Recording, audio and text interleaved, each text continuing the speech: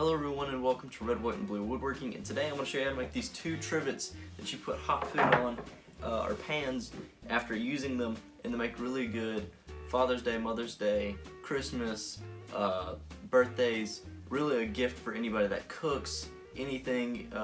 These are always useful and very practical. For the top I used walnut and the bottom I used oak, and without further ado, let's get right into the video.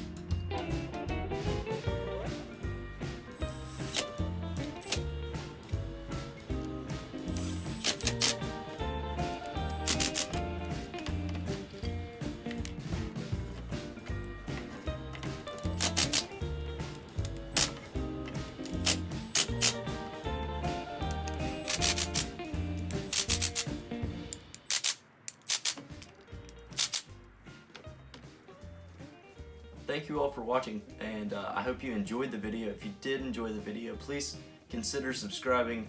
If you're not into this stuff and this was kind of a one-time thing, that's also fine. But thank you for watching again, and until next time.